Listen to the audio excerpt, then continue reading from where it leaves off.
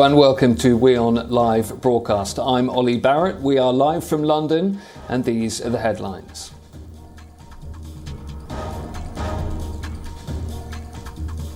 NATO foreign ministers meet in Brussels for a two-day summit which will focus on providing more military aid to Ukraine.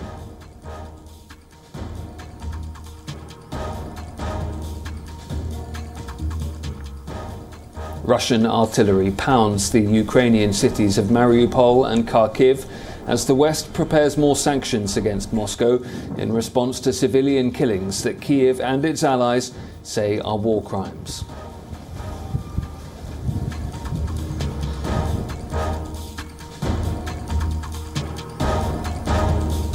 The US, UK and Australia will work together via their security alliance known as AUKUS to develop hypersonic missiles amid growing concern about China's military assertiveness in the Pacific.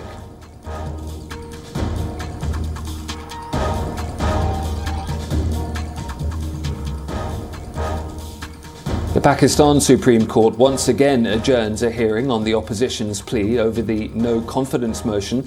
A verdict is likely tomorrow which could seal the fate of PM Imran Khan.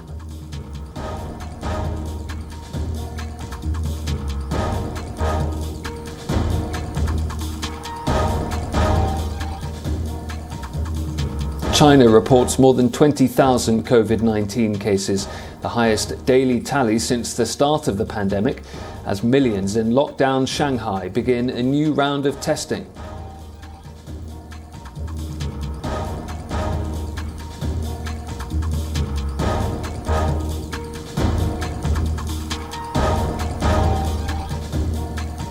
British singer-songwriter Ed Sheeran wins his copyright trial at London's High Court, and a judge rules his hit song Shape of You did not lift musical phrases from another track.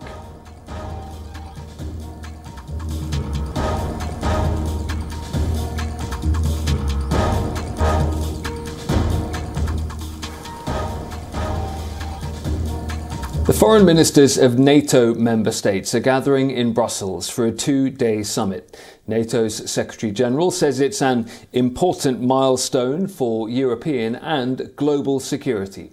The NATO foreign ministers will be joined by their counterparts from Ukraine, Finland, Sweden, Georgia and the European Union, and Asia-Pacific partners Australia, Japan, New Zealand and South Korea. It's the first time South Korea and Japan will be taking part in a NATO meeting. Meetings are also scheduled for the G7 grouping's foreign ministers in Brussels to discuss sanctions against Russia and support for Ukraine. And we can go straight to our correspondent Rosie Burchard, who's joining me live now from Brussels. Rosie, what concrete action responses do we expect to come out of these NATO meetings in Brussels over the next couple of days? Well, those meetings are due to start in the coming hours, and NATO Secretary-General Jens Stoltenberg says they come at a really crucial moment as this war in Ukraine rages on. He has warned that Russian troops may be resupplying and repositioning, ready to introduce a new push in southern and eastern Ukraine, perhaps in a bid to take the entire Donbas region. That's why he says he expects NATO allies to commit to providing Ukraine with even more weapons, and that's likely what they will be discussing when they meet later today. Now, NATO allies have been sending Ukraine weapons. This is not something new. However, the broad line remains the same, which is that they do not want to escalate this war any further, and that's why they say there will be no NATO boots on the ground in Ukraine and no NATO planes in the sky. NATO will not be intervening in this war, but those allies will be sending Ukraine more weapons. That's what we expect concretely to come out of this meeting, but no movement, as I said, on that line that NATO does not want to be seen as escalating this conflict. Okay, Rosie, and what about the guest list? That's notable.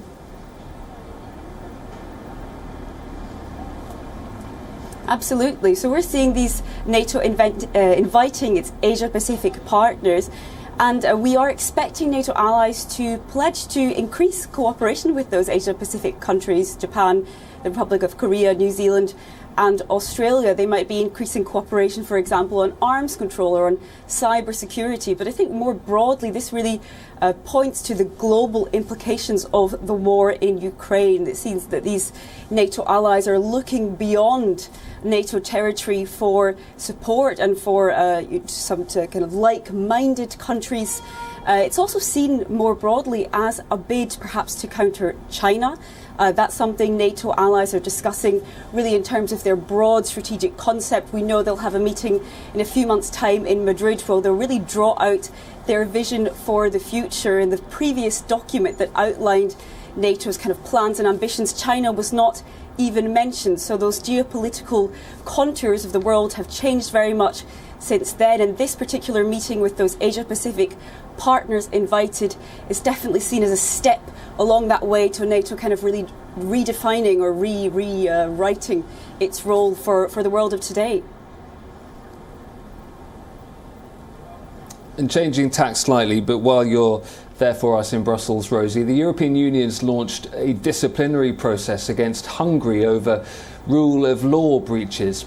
Tell us what that means, why they've done it, and what might be coming next, therefore, for relations between Budapest and Brussels.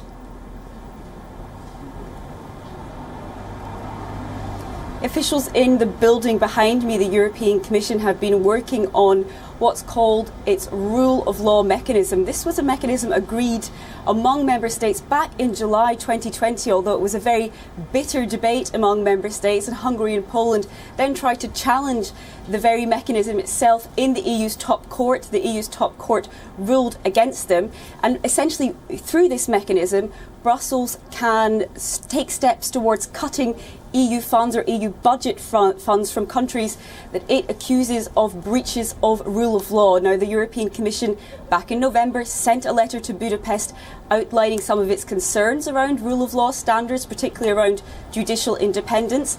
The Hungarian government has then replied, and we've had this announcement from the European Commission President Ursula von der Leyen to say those responses essentially were not satisfactory, and that's why they are launching the next step of this rule of law mechanism. It marks the first time the European Commission initiates this procedure. It's been welcomed by several EU lawmakers who've been calling for this for a long time. As I said, the mechanism was first agreed back in July 2020. However, that timeline is just a taste of what's to come, because this is not likely something that's going to move overnight. We're not likely to see budget payments to Hungary cut anytime soon. Budapest will, of course, come back and counter these arguments. So this is likely an argument and a debate between Brussels and Budapest that's going to rumble on. Of course, Viktor Orban, the Hungarian Prime Minister, has just secured a major victory, and in response to this announcement of the rule of law mechanism being triggered, Hungary has essentially said, or the Hungarian government have said, that Brussels should not be punishing Hungarians for their own democratic choices. That, of course, is an allegation that Brussels would absolutely deny. They would say this is nothing to do with Hungarian voters, but rather to do with the rule of law standards within Hungary and those implications for that joint EU budget and how it's being spent. Rosie, thank you. That's Rosie Burchard in Brussels. And as foreign ministers meet there, the US and its allies are coordinating on a new round of sanctions to punish the Kremlin for the brutal killings uncovered in Bucha. Russia looks set to face more sanctions from the West in retaliation for civilian killings in northern Ukraine. A source told Reuters Tuesday the European Commission will propose bans on the import of coal, wood, chemicals and other products worth just under $10 billion a year. The European Union will also propose a ban on exports to Russia worth close to $11 billion a year, the source said.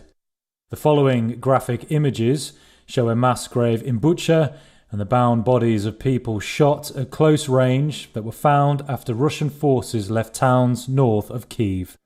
Both the US and Germany said new sanctions would be announced in the coming days. Moscow has denied carrying out any atrocities and called the allegations propaganda. It calls its actions in Ukraine a special military operation. US National Security Advisor Jake Sullivan. We are having conversations as I stand here at this podium with senior officials in the main European capitals as well as in Brussels on the full range of sanctions options, including sanctions options or pressure options that relate to energy. I'm not going to negotiate that out at this podium. We want to make sure that we're able to pull together a consensus along with the rest of the European Union. German Defence Minister Christine Lambrecht said the EU must discuss banning Russian gas, though other officials were more cautious about measures that could lead to a European energy crisis. Russia supplies about a third of Europe's gas. In another move, the US stopped the Russian government from paying holders of its sovereign debt more than $600 million from reserves held at US banks. A US Treasury spokesperson said the move aimed to force Moscow to decide whether it would use dollars that it has access to for payments on its debt or for other purposes, including supporting its war effort. Russia faces a historic default if it chooses to not do so. Ukrainian President Volodymyr Zelensky accused Russia of committing the most terrible war crimes since World War II. He made those comments during his first address to the UN Security Council. In an impassioned speech to the UN Security Council on Tuesday, Ukrainian President Volodymyr Zelensky accused invading Russian troops of committing, quote, the most terrible war crimes since the Second World War. They were killed in their apartments, houses, blown up with grenades, crushed by tanks while sitting in their cars. Women were raped and killed in front of their children. Zelensky cited horrifying images and testimony from places such as Bucha, outside Kiev, where bodies, some of them with hands bound, were found laying in the streets after Russian troops withdrew. A Kremlin spokesperson denied Russian soldiers had killed civilians in Bucha, calling images of the dead a, quote, monstrous forgery. But satellite images undercut Russian claims the civilian deaths were staged or faked. These pictures, provided to Reuters by U.S. company Maxar Technologies, were taken in March and appear to show bodies of civilians on a street in Bucha while it was still occupied by Russian troops. Bucha resident Tetiana Nedashkievska told Reuters her husband was dragged from their apartment by Russian troops. After the Russians withdrew, she found his body, along with other victims, in a basement stairwell. When I came down, I recognized him by his shoes, his trousers. His face was mutilated, his body was cold. They turned him over a little. My neighbor still has a picture of his face. He had been shot in the head, mutilated, tortured. I went to the Red Cross and asked them what I should do. I will show you his grave. Wait. He was buried a meter deep so dogs wouldn't eat him. That was it. U.S. Secretary of State Antony Blinken accused Russia of deliberately targeting civilians. What we've seen in Bucha is not the random act of a rogue unit. It's a deliberate campaign to kill, to torture, to rape, to commit atrocities. The reports are more than credible. The evidence is there for the world to see. He offered no direct evidence to support his assertion of a deliberate campaign. Where is the security promised by the Security Council? Zelensky urged the UN Security Council to strip Russia of its veto power, which he said was the reason the 15-member body has been so far unable to take action over the Russian invasion. The member states of the AUKUS alliance have agreed on a new defence deal.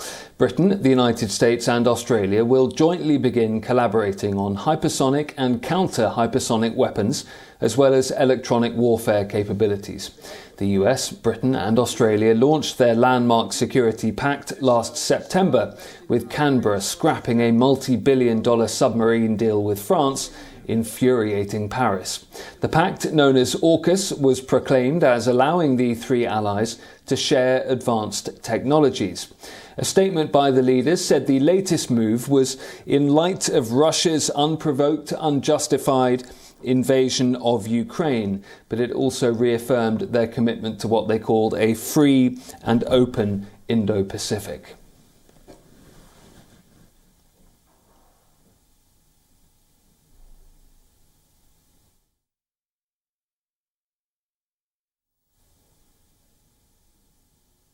The announcement comes just weeks after Moscow said it had launched the missiles for the first time in its war in Ukraine. Pentagon officials are seeking to match or get ahead of China and Russia's advances in the cutting-edge strategic weapons technology. Just yesterday, the US military announced a new test of a hypersonic missile.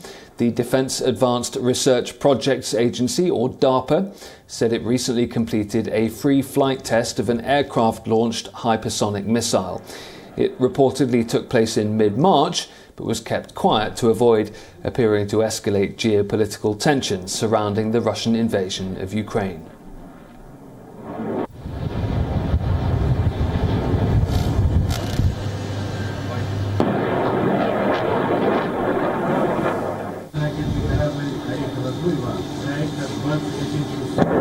We do these things to keep Australians safe. We do these things to bring balance and strategic certainty to our region, and that's why we work with so many partners in the region. We engage in this as an effort to achieve peace and stability, not the alternative. The reason we invest in all of these things is to create a peaceful environment and a stable environment in our region, not one driven by conflict.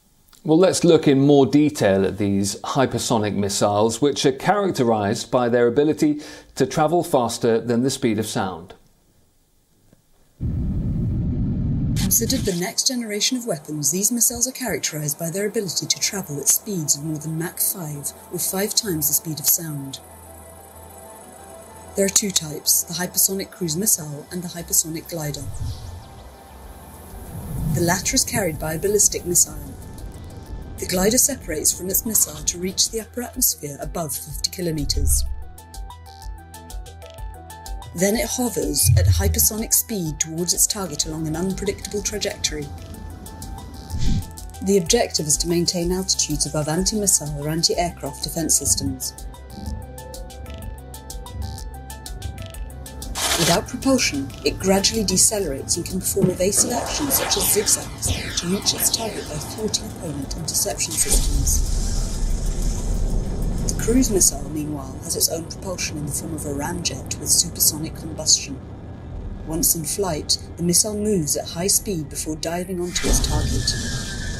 This missile flies at a lower altitude than the glider at around 20 to 30 kilometres and can manoeuvre in full flight, which is its advantage. Before France votes in the first round of presidential elections on Sunday, incumbent French President Emmanuel Macron has accused his far-right election rival Marine Le Pen of being too close to Russian leader Vladimir Putin. Emmanuel Macron is bidding for a second term in office. He's facing a strengthening challenge from the resurgent far-right leader Marine Le Pen. Polls project that Le Pen could make a serious challenge to Macron in the second round runoff on April the 24th. On a Macron campaign visit to Brittany ahead of the first round of polls this coming Sunday, he said that other candidates should be looked at for being complacent towards Vladimir Putin or Russian financing. Macron denied having indulged the Kremlin over the Russian invasion of Ukraine.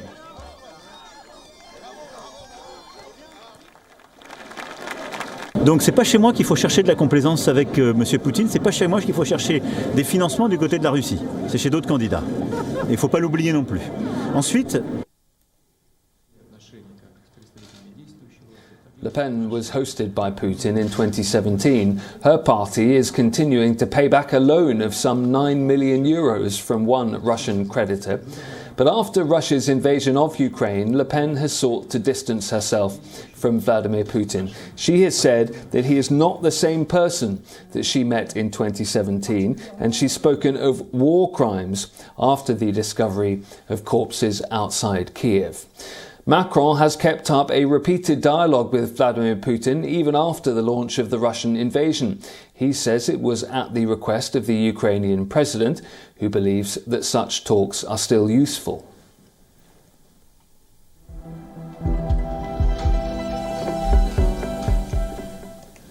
Andy a toujours ce rôle. Donc, aussi longtemps que le président ukrainien me demandera d'avoir un dialogue avec la Russie, et que la France pourra avoir ce rôle qui consiste à faire avancer les négociations, à obtenir des choses sur le plan humanitaire et à préparer la paix, je le ferai. Poverty, culture and activism combine on the streets of Chad. One Chadian actor has been organising readings of poetry and plays in the streets of the capital city to bring culture to underprivileged neighbourhoods. Welcome. This is a reading and a journey in the heart of Chagua district. Theatre and music have come to this working-class neighbourhood for a day in N'Djamena, the capital of Chad. Among the bricks and makeshift houses, Bonaventure Majitu Banjar is reciting a poem. His repertoire is mostly African writers. His performance gives their work new life and passers-by a new experience. In a country where only 20% of the population can read and write, Bonaventure is on a mission. Culture must be accessible to everyone. If we want to have a marvellous world, a harmonious world, everyone should be focused on finding common understandings, to be able to dream together. Without culture, we can't even begin to develop. This day's reading is a poem by Chadian author Nimrod Baina Jangrang.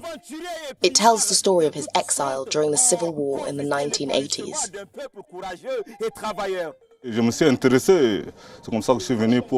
I came to listen to what he is saying, and I really enjoy him performing. Bonaventure Majitu Bangar has been reciting on the streets for 6 years, and he's always accompanied by the sound of the kundu. This local version of the balafon is also known as an African xylophone. The kundu is part of me, it is my identity, it accompanies me, and what is beautiful about theatre is that you can't do it alone. Theatre relies on other disciplines, and other perspectives also enrich what I do in the theatre. So it becomes a collaboration, and at the same time speaks to your identity and everyone can recognise themselves in it.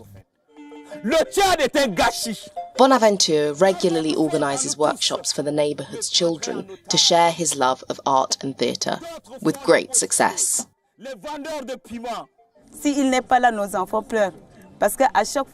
If he is not there, our children cry, because every 2 or 3 months, he brings the children together.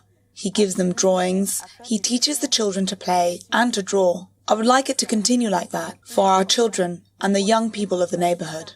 At the moment, Chad does not have its own theatre or cinema. Bonaventure had to train in Burkina Faso.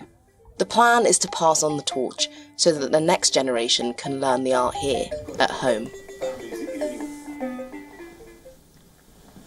That's all for today. Thank you for watching as we drive through the international news agenda. I've been Ollie Barrett at the steering wheel, but before we hit the brakes, we'll leave you with this story.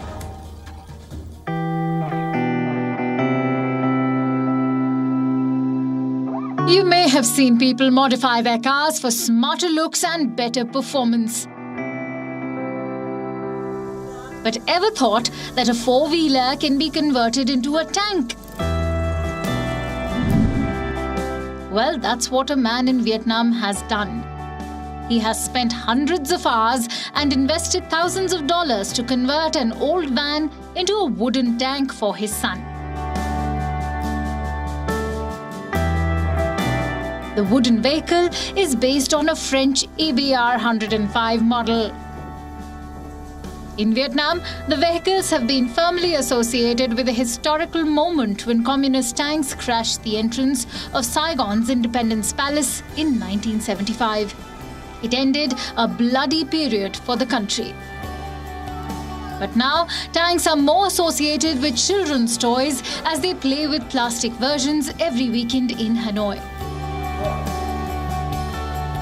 It took Truong Van Dao and 2 of his colleagues 3 months to turn the unused van into the tank. He retained the main engine and the minibus floor, but rearranged things on the inside to make space for the gears. Bundled with a 2.8-meter-long replica gun, it costs $11,000 to convert.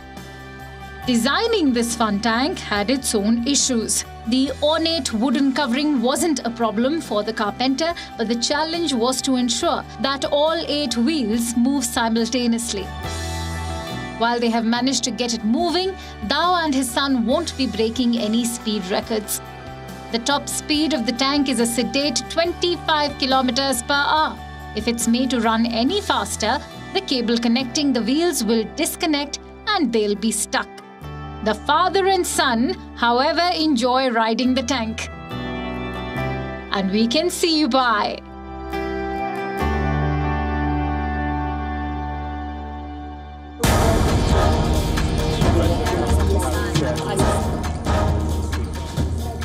There are many other... this is right, Arab.